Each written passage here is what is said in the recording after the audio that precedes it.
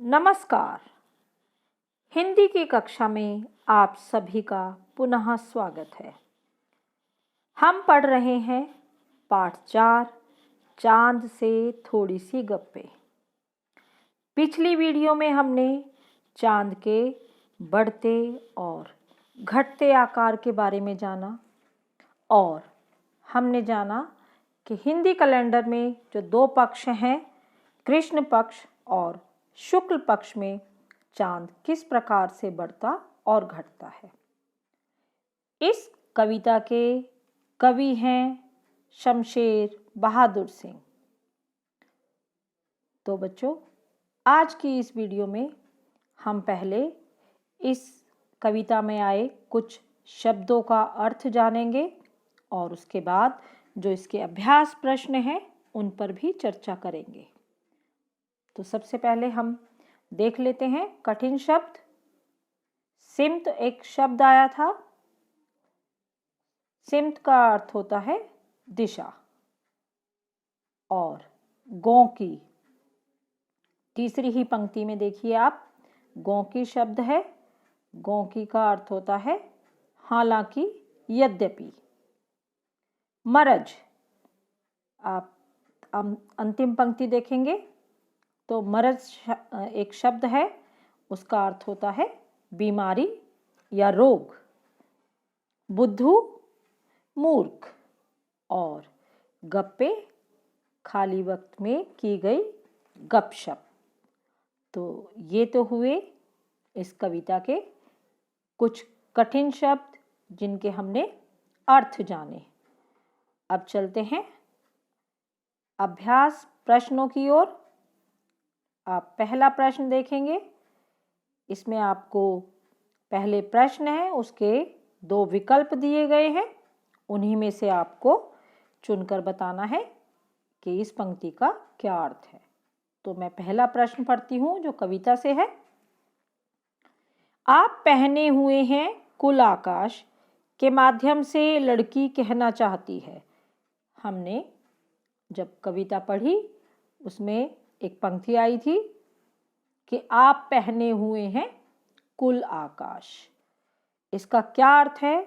2 विकल्प दिए हुए हैं यहाँ पर कि चांद तारों से जड़ी हुई चादर ओढ़कर बैठा है या चांद की पोशाक चारों दिशाओं में फैली हुई है।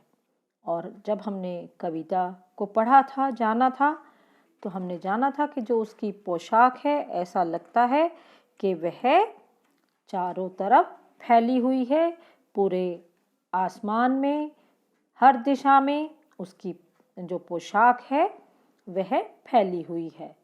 अर्थात जो उत्तर ख है वही सही है कि चांद की पोशाक चारों दिशाओं में फैली हुई है और उस पर जो तारे हैं वे ऐसे लगते हैं जैसे किसी ने उनकी पोशाक पर सितारे जड़ दिए हैं।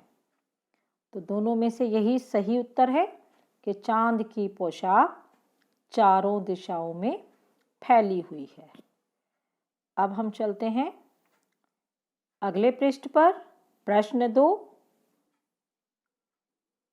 कवि ने चांद से गप्पे किस दिन लगाई होंगी? इस कविता में आई बातों की मदद से अनुमान लगाओ और उसका कारण भी बताओ।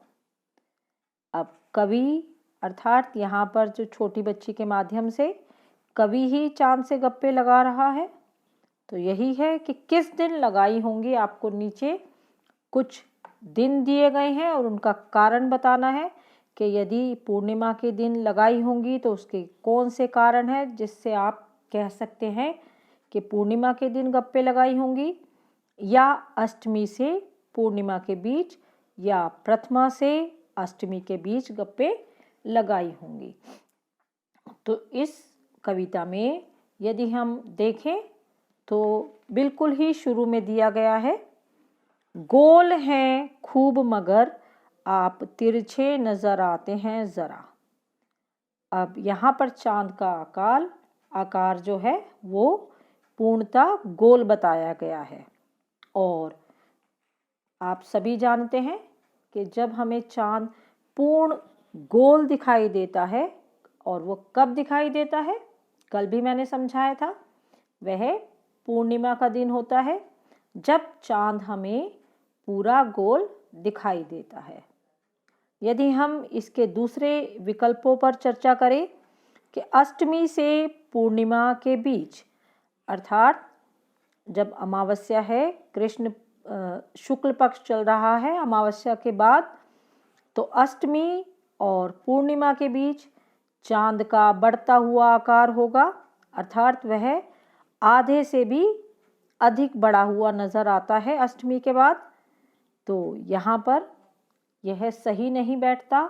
और प्रथमा से अष्टमी के बीच देखें तो प्रथमा से और अष्टमी के बीच अर्थात चाँद यहाँ पर घटता हुआ नज़र आता है।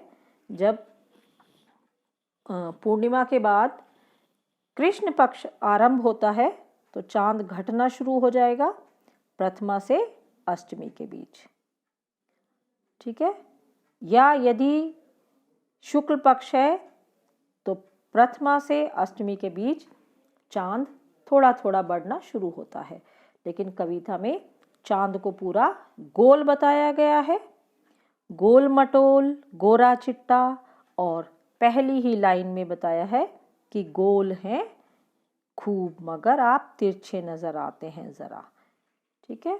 तो इसके अनुसार कवि ने चाँद से गप्पे पूर्णिमा के दिन लगाई होंगी, क्योंकि उसे चाँद पूरा गोल नज़र आ रहा है।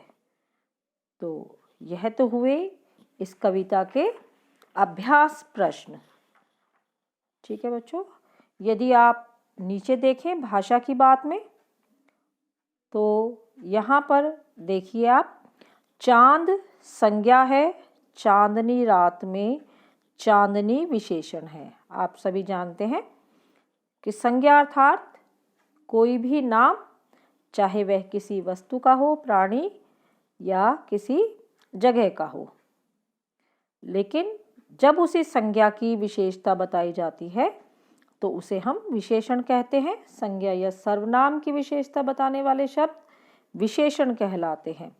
तो चांदनी रात, रात यहाँ पर संज्ञा है और चांदनी उसकी विशेषता बता रहा है, तो क्या हुआ, चांदनी विशेषण है।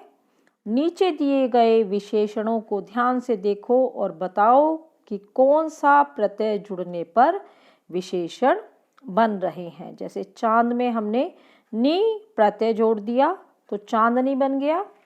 ऐसे ही यहाँ पर आपको कुछ अन्य शब्द दिए गए हैं कि इन विशेषणों के लिए एक एक उपयुक्त संज्ञा भी लिखिए। जैसे गुलाबी पगड़ी, यहाँ पर गुलाबी विशेषण है और पगड़ी संज्ञा है।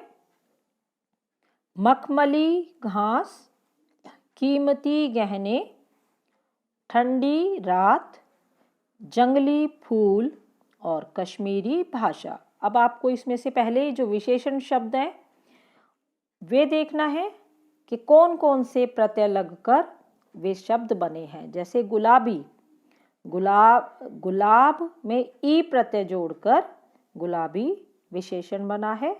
ऐसे ही मखमल में ई प्रत्यय जोड़कर और कीमत में भी ई प्रत्यय जोड़कर कीमती शब्द बन गया है।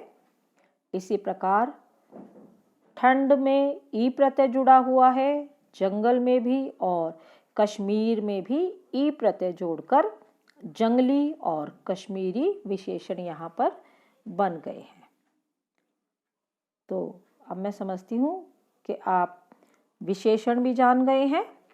तो बच्चों, आज की इस कविता में बस इतना ही। कल हम इसका जो अभ्यास प्रश्न है उनको हल करेंगे। तो अभी के लिए इतना ही। धन्यवाद।